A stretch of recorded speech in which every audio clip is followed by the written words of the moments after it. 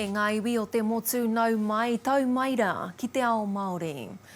Tuatahi ake e whātekau mā whitu atu anō ngā take coronavirus kua ki te ake I ngā haura e rua tekau mā whā kua pahure.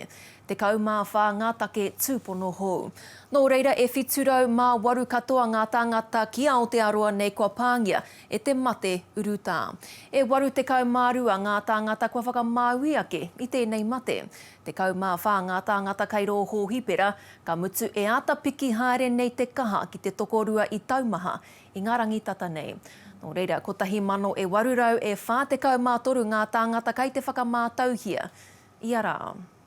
Nā I ngā mana ka wanatanga mana hauara hoki e ata tiro ana I ngā raraunga e māra mai te whānui o te horapa o te mate I ngā hapori, he kupu whakahau a te premia ki te hunga kei ngā tau e rua te kau, arā te hunga matua e kaue ana I te mate urutā nei. E ai ki ngā tatauranga o te wā, ko tahirau e waru te kau mā toru ngā tāngata kei tēnei reanga, kua pāngia e te mate urutā. The most affected age range by COVID-19 in New Zealand is far and away, currently, 20 to 29-year-olds.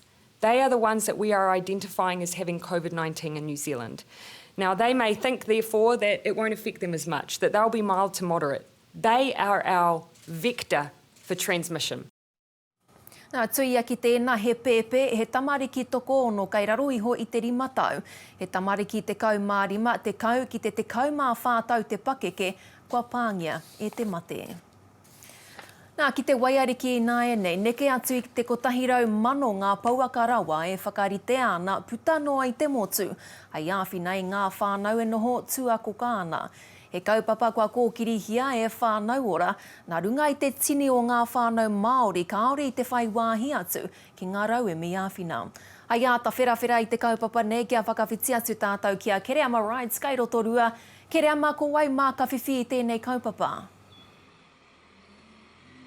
Wikitoria, no te rangi nei ka puta ngā kōrero e rua te kau mā iwa ngā kehi pūmau ngā kehi tūpono rānei ki te rohe o te wairiki, mai ngā kuria whārei ki tihirau, mai make tū ki Tongariro, arā e whitu ki roto rua nei, e whā ki taupō te kau mā rima ki te uru o te wairiki, ā no te rangi nei ka puta te kōrero mo te kehi tuatahi I te rāwhiti o te wairiki, no reira hei whakautu ake I tō pātai, mā wai ngā pauaka nei, mā te hunga para hea, mā te hunga kei raro ke e putu ana. Ana koe rā hoki te pūtake o tā te aroa whānau ora whakaemi I wārātau pauaka I ngā rangi e rua, ka pahe moa ke nei. Ko te raurau iti o te whakaaro nui. Koro nei whānau ore whakaaro pēnei ana kia tuku atu e tahi rauemi ki ngā whānau katoa, ngā whānau I raro I te kaupapa o whānau ora. I whakaemia e te arawa whānau ora tētahi kapa motu hake, I raro hoki I ngā tukanga haumaru hinga o te motu. Whenei te hunga e kite ana I runga I ngā marae, whenei ngā ringa wera. We've screened our workforce. They've had really good infection control training before arriving. We've made sure that none of them are in the at-risk population. I nā hoki e rua mano ngā pauaka e whakarite ana ki ngā rawa aku e tere memiti ana I ngā toa hokomaha puta noa I te motu. They contain hygiene products to enable whānau to best look after their own whānau. So there's soap in there, disinfectant, toilet paper, hand sanitizer. No te ahiahi tonu nei ka tuku atu ki ngā kuia koroua o tira ki ngā whānau, kei te rohe o te waiariki e pōkai kahana. Mai tīrau whakawhiti atu ki Tongariro ki Maua o hoki, koera te takiwa o te waiariki. This is our contribution to supporting whānau, particularly at-risk whānau, and our message for them is to stay home. We will deliver the packs to you. We want to keep them safe by keeping them at home. Almost halfway, whānau! Koe nei te tuku ngā tuatahi ki ngā tari whānau ora o te ika māui, te kaumātahi mano katoa ngā pauaka pēnei, ko horahia I tēnei wiki. Well, we have to get something done for our people because nothing's been done for them. Well, for many of them, of course, they're cash-strapped, and so they can't just go into the supermarket. Their money is used obviously for kai. Me te aha hei te paunga o tēnei wiki, ka eke ki te toru te kau mano pauaka puta whānui I te ika Māui.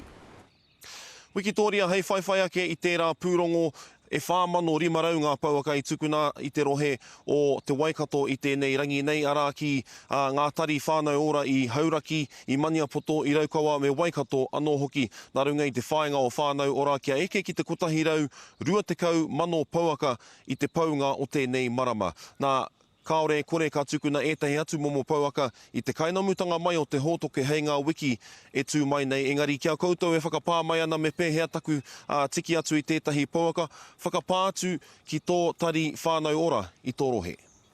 Ka pai wena kōrero whakamarama au e kerea ma tēnā koe. Ko te rā tuaiwhitu tēnei o te wā noho here, ka mutu koa kotahi wiki no te whakatūhanga mai o te wāhi tiro tuatahi i te tai tokerau.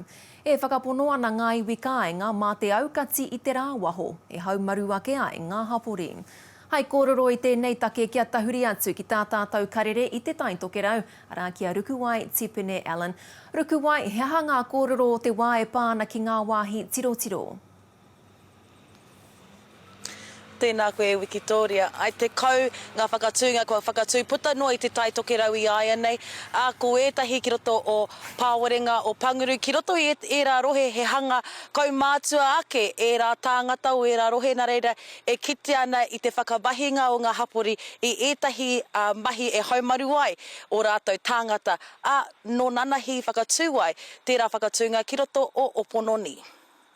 That was a success. We called it a kill.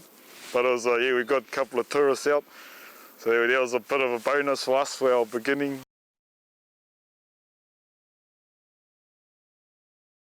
Tēnā koe, Kamutu, kai ko ia hau ko hone harawira, ko ia tētahi o ngā kai kōkiri i tēnei kaupapa i te timatanga, a tēnā koe hone. Luamita, tērā, kia ora, tēnā koe. Tēnā koe, nā, koero mai hea ngā pai o ēnei whakatūnga kua whakatūria e koutou. Ko te tū o ngā kaitiaki, tā tērā hāpori, tā tērā hapu, tā tērā whānau, tā tērā iwi. Te tiaki i tō rātou ake whenua. Tērā te tuatahi.